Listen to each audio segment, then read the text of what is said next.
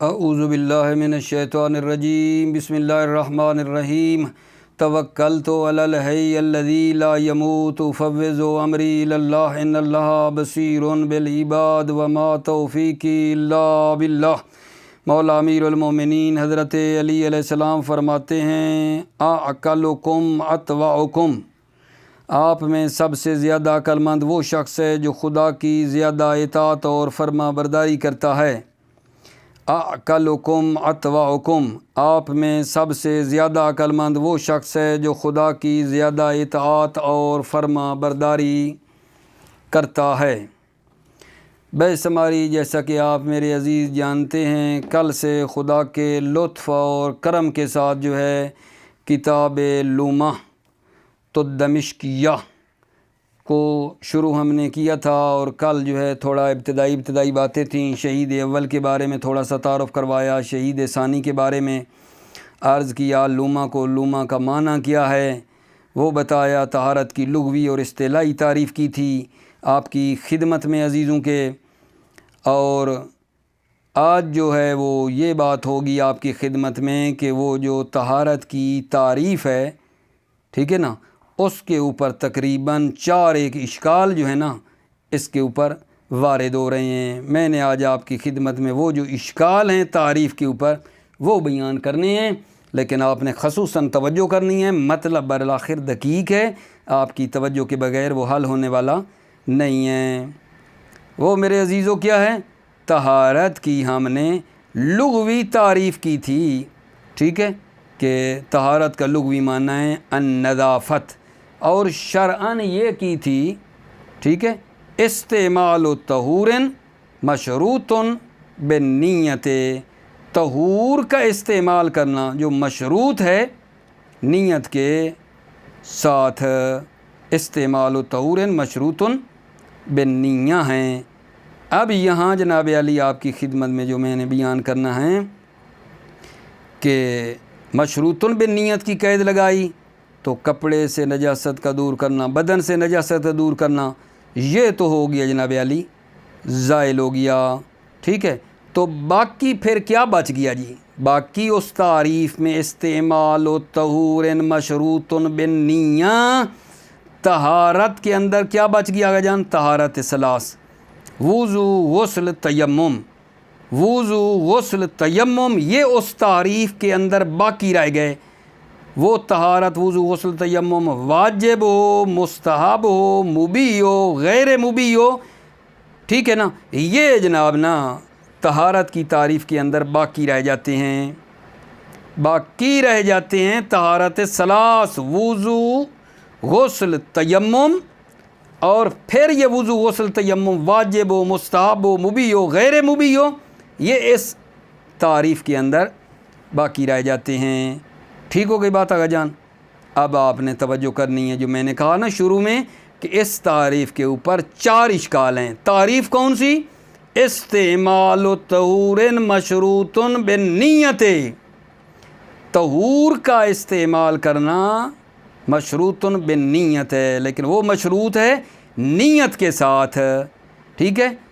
طہور سے کیا مراد ہے؟ طہور سے مراد ہے پانی اور مٹی، یاد رکھنا، طہور سے مراد ہے پانی اور مٹی، پانی اور مٹی کا استعمال کرنا نیت کے ساتھ، یہ ہے طہارت کی تعریف۔ جب ایسا ہے تو اس تعریف کے اوپر اشکال ہو رہے ہیں میرے عزیزو۔ پہلا اشکال یہ ہے کہ یہ جو طہارت کی تعریف ہے یہ عام ہے، مبیح صلاۃ کو بھی شامل ہے، غیر مبیح صلاۃ کو بھی شامل ہے، یعنی یہ طہارت کی تعریف عام ہے، ٹھیک ہے، مبیح صلاۃ اور غیر مبیح صلاۃ کو شامل ہے، یعنی طہارت ممکن ہے صدق کرے لیکن اس سے نماز نہ پڑھی جائے، ٹھیک ہے، یہ ہو سکتا ہے۔ یہ آپ کی طہارت کی تعریف عام ہے، مبیح صلاۃ اور غیر مبیح کو شامل ہے، جبکہ اکثر علماء اور مصنف خود اس کتاب کے علاوہ باقی کتابوں میں وہ اس کے خلاف ہیں، یہ پہلا اشکال ہے۔ اشکال سمجھا آپ نے؟ اشکال کیا ہے جی؟ اشکال یہ ہے کہ یہ طہارت کی تعریف کون سی طہارت کی؟ استعمال و طہور مشروط بنیت والی. یہ طہارت کی تعریف عام ہے، عام ہے، مبیح صلاۃ سے عام ہے.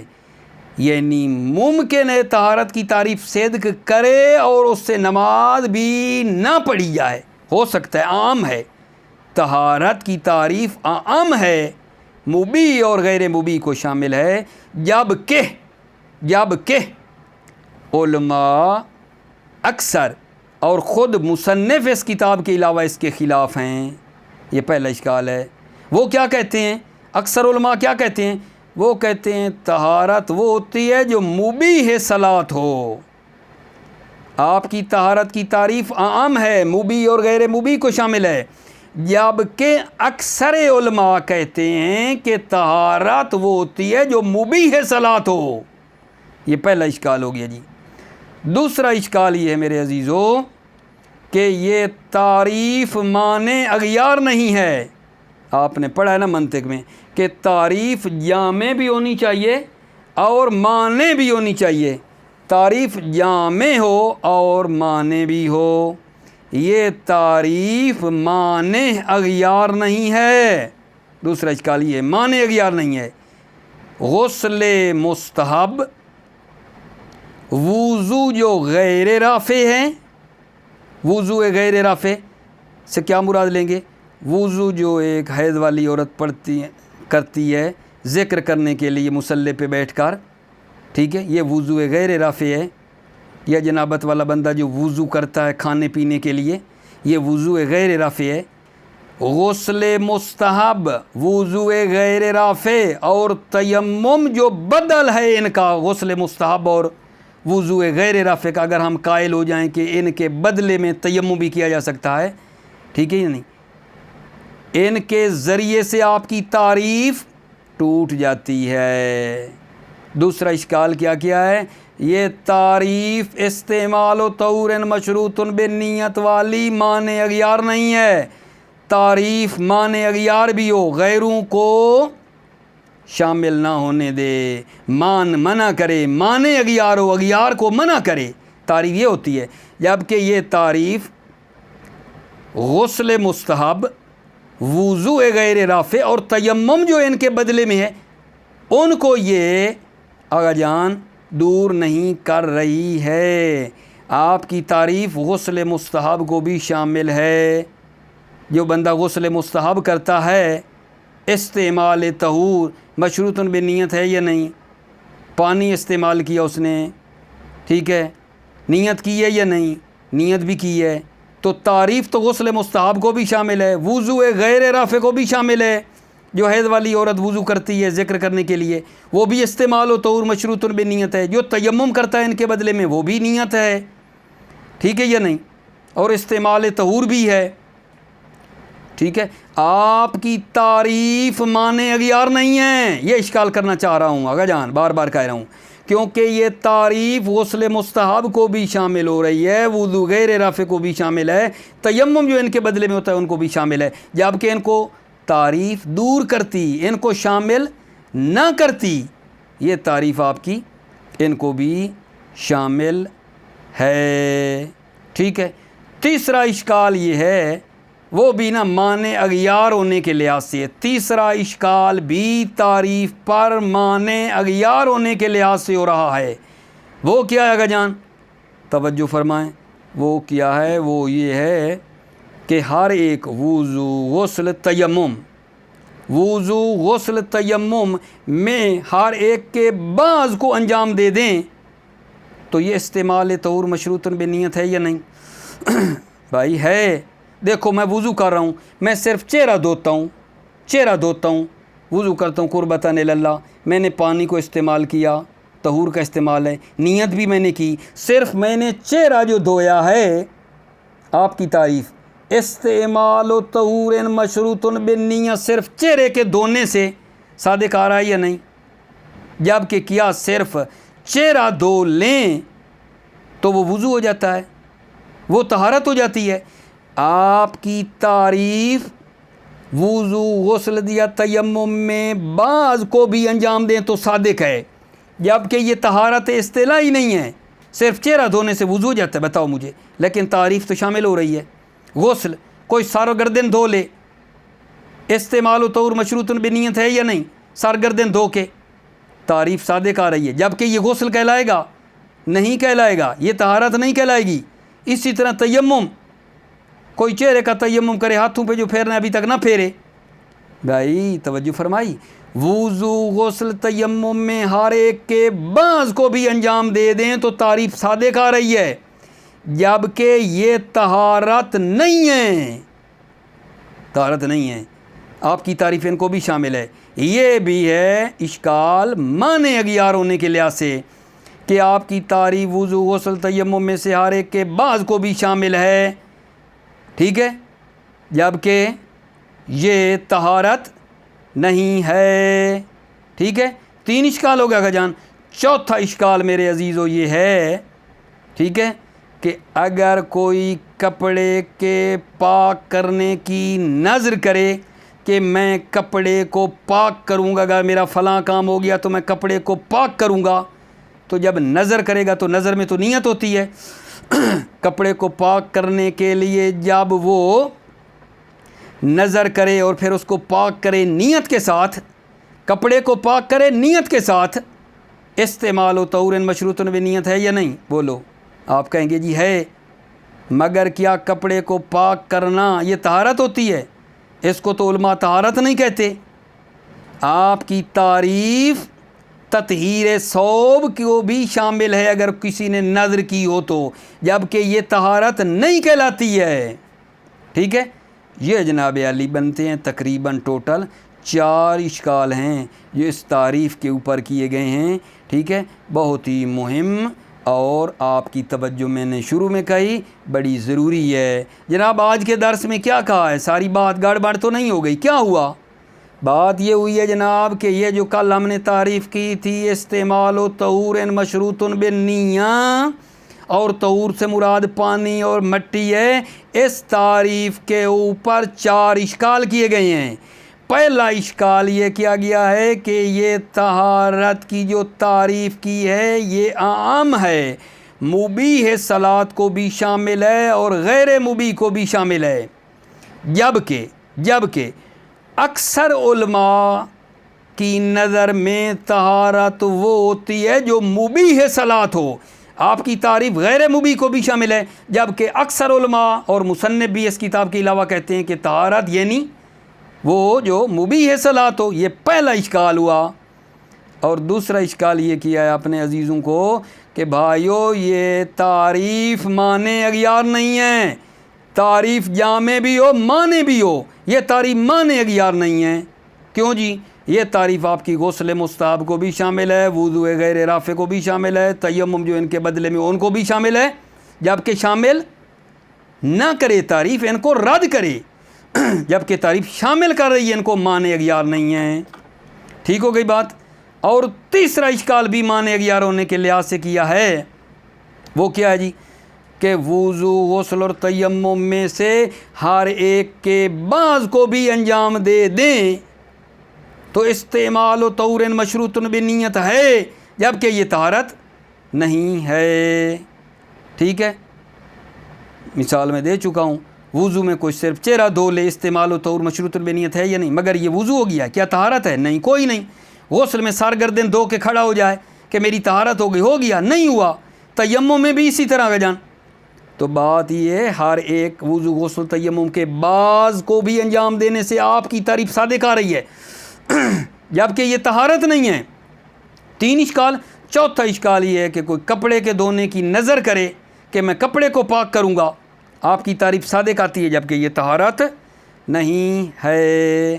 تو ٹوٹل میرے عزیزو اس تعریف کے اوپر 4 اشکال ہوئے ہیں، لیکن آگاہ فرماتے ہیں شہید ثانی کہ جتنے بھی اشکال ہیں، ٹھیک ہے، باوجود اس کے کہ اس کے اوپر اشکال وارد ہوئے ہیں، پھر بھی یہ تعریف بڑی اچھی ہے، سبحان اللہ۔ پھر بھی باقی تعریفوں سے جو طہارت کی گئی ہیں ان سے یہ تعریف بڑی بہتر ہے۔ ان اشکالات کے باوجود یہ تعریف اچھی ہے باقی تعریفوں سے، جو علماء نے طہارت کی ان پر زیادہ اشکال ہیں، ان سے بھی زیادہ اشکال ہیں، تو یہ بہتر ہے، یہ تعریف بہتر ہے۔ توجہ فرمائیے، عبارت پڑھ رہا ہوں آپ کی خدمت میں، وہ کیا جناب؟ بسم اللہ الرحمن الرحیم، توکلت علی اللہ حسبی اللہ، وبقیت الطہارات الثلاث مندرجۃ فی التعریف واجبۃ ومندوبۃ مبیحۃ وغیر مبیحۃ ان ارید بالطور مطلق الماء والارض کما ہوا ظاہر۔ باقیت بمعنی سارت بھی لے سکتے ہیں، کانت بھی۔ باقیت طہارت الثلاث، طہارت ثلاث سے کیا مراد ہے؟ وضو، غسل، تیمم باقی رہ گئے، مندرجۃ فی التعریف، تعریف میں درج ہو گئے طہارت ثلاث، طہارت ثلاث وضو، غسل، تیمم۔ اچھا، وہ جو وضو، غسل، تیمم ہے واجبتاً و مندوبتاً مبیحتاً وغیر مبیح، یہ حال بن رہے ہیں، در حالانکہ وہ واجب ہوں، مستحب ہوں، مبیح اور غیر مبیح ہوں، ٹھیک ہے۔ ان ارید بالطہور مطلق الماء والارض، ان ارید قید باقیت ہے، باقیت طہارت ثلاث، ان ارید بالطہور مطلق الماء والارض، اگر طہور سے ارادہ کیا جائے مطلق پانی اور مٹی کا، کما ہوا ظاہر، جیسا کہ ظاہر عبارت مصنف ہے، جو کہ نیچے ہم پڑھیں گے کہ طہور سے مراد مطلق پانی اور مٹی ہے، مطلق مراد ہے۔ اگر ارادہ کیا جائے طہور سے مطلق پانی اور مٹی کا، تو آپ کی تعریف طہارت جو ہے اس میں باقی رہ جاتے ہیں کیا چیز آگے جان؟ وضو، غسل، تیمم، وہ واجب ہو، مستحب ہو، مبیح ہو، غیر مبیح ہو۔ ٹھیک ہو گئی بات آگے جان؟ ممکن ہے آپ کے ذہن میں یہ بات آ جائے کہ بھلا مثلا جو ہے واجب مبیح، وہ مثلا وضو جو نماز کے وقت داخل ہونے کے بعد ہے، غسل جنابت جو وقت کے داخل ہونے کے بعد ہے، یہ واجب مبیح ہے۔ واجب غیر مبیح کون ہے جی؟ وضو جو مستحاضہ والی عورت کرتی ہے استحاضہ کثیرہ کے ساتھ، ٹھیک ہے، اور غسل یہ واجب جو ہیں جنابت کے علاوہ، غسل مس میت ہے مثلا، ٹھیک ہے، یہ جو ہے نا واجب غیر مبیح ہیں۔ مندوب مبیح جو ہے یہ مثلا وضو جو وقت کے داخل ہونے سے پہلے ہے، غسل جنابت جو وقت کے داخل ہونے سے پہلے ہے، یہ اس میں آ جائے گا۔ اور مندوب غیر مبیح جو ہے خود حائض جو ذکر کہنے کے لیے، ٹھیک ہے یا نہیں، وضو کرتی ہے، وہ مبیح صلاۃ تو نہیں ہے نا، مندوب غیر مبیح ہے۔ تمام غسل یہ مستحب بنا بر قول مشہور جو ہیں وہ بھی اس لسٹ میں آ جاتے ہیں میرے عزیز بھائیوں، توجہ کرو۔ وبقیت الطہارات الثلاث مندرجۃ فی التعریف، باقی رہ گئیں طہارت ثلاث، وضو، غسل، تیمم درج ہو گئیں تعریف میں، واجب ہو، مستحب ہو، مبیح ہو، غیر مبیح ہو۔ ان ارید بالطہور مطلق الماء والارض، اگر ارادہ کیا جائے طہور سے مطلق پانی اور مٹی کا، کما ہوا ظاہر کے ظاہر ہے۔ وحینئذ، یہاں سے اشکال شروع ہو رہے ہیں کہ جان، وحینئذ یہاں سے اشکال ہیں، ففیہ یعنی اس میں اشکال کی بات ہے۔ وحینئذ ففیہ اختیار وان المراد منہ ما هو عام من المبیح للصلاۃ۔ حینئذ کا کیا مطلب؟ اس وقت کی جب طہور سے مراد مطلق پانی اور مٹی ہے، طہور سے مراد مطلق پانی اور مٹی ہے، ففی ہے تو اس میں کیا ہے؟ اشکال ہے۔ اختیار وان المراد منہ ما هو عام من المبیح للصلاۃ، طہارت سے مراد یہ ہے جو عام ہے مبیح صلاۃ سے، وہو خلاف اصطلاح الاکثرین، اور یہ تعریف اکثر علماء کی اصطلاح کے خلاف ہے، کیونکہ وہ اکثر کیا کہتے ہیں؟ طہارت وہ ہوتی ہے جو مبیح صلاۃ ہو۔ ومنہم المصنف، اور ان اکثر میں سے مصنف بھی ہیں، فی غیر ھذا الکتاب، اس کتاب کے علاوہ اکثرین میں مصنف بھی ہیں، ٹھیک ہے۔ اور ینتقد فی طرد ہی، یہ دوسرا اشکال ہے۔ طرد کا مطلب ہوتا ہے معنی اغیار ہونا، یا یہ تعریف ٹوٹ جاتی ہے طرد ہی معنی اغیار ہونے کے لحاظ سے، بالغسل المندوب والوضو غیر رافع منہ، غسل مندوب کے ذریعے اور وضو جو غیر رافع ہے۔ پتہ نہیں آپ کی سمجھ میں کیا آئے گی، وضو غیر رافع سے کون سی مثال مراد لے سکتے ہیں؟ مثلا وضو جو حیض والی عورت کرتی ہے، ٹھیک ہے، یا جنابت والا بندہ جو وضو کرتا ہے کھانے پینے کے لیے، یہ وضو غیر رافع ہے۔ و تیمم بدلاً منہما، اور تیمم جو بدل ہے ان دونوں کے، منہما غسل مستحب اور وضو غیر رافع کے بدلے میں جو تیمم ہے وہ اس کے ذریعے سے تعریف ٹوٹ جاتی ہے۔ ان کی لبہی، اگر بدل کے قائل ہو جائیں، ان کی لبہل بدل، اگر بدل کے قائل ہو جائیں۔ تیسرا اشکال آگا جان، یہ بھی معنی اغیار ہونے کے لحاظ سے ہے۔ وَيُنْتَقَدُ فِي طَرْدِهِ أَيْضًا، یہ تعریف ٹوٹ جائے گی ایزن معنی اغیار ہونے کے لحاظ سے، بے ابعاد کل واحد من الثلاثہ مطلقاً، ٹھیک ہے، بے ابعاد کل واحد من الثلاثہ، وضو غسل تیمم میں سے ہر ایک کے بعض کو انجام دینے سے، وضو غسل تیمم میں سے ہر ایک کے بعض کو انجام دینے سے، مطلقاً مندوب ہو واجب ہو مبیح ہو، مطلقاً جو بھی ہو، مطلقاً مندوب ہو واجب ہو مبیح ہو، جو بھی ہو، وضو غسل تیمم ان میں سے ہر ایک کے بعض کے انجام دینے سے بھی یہ تعریف ٹوٹ جاتی ہے، ٹھیک ہے۔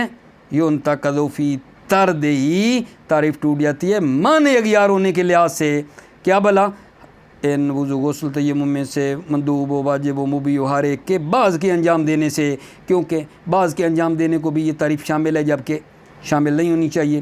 فَإِنَّهُ اسْتِعْمَالُ لِلطَّهُورٍ، یہ استعمال ہے، استعمال للطہور، طہور کا استعمال ہے، مشروط بالنیہ، مشروط بنیت بھی ہے، مع انہ لا یسمى طہارۃ، باوجود اس کے کہ اس کو طہارت کا نام نہیں دیا جاتا، اس کو طہارت کا نام نہیں دیا جاتا ہے۔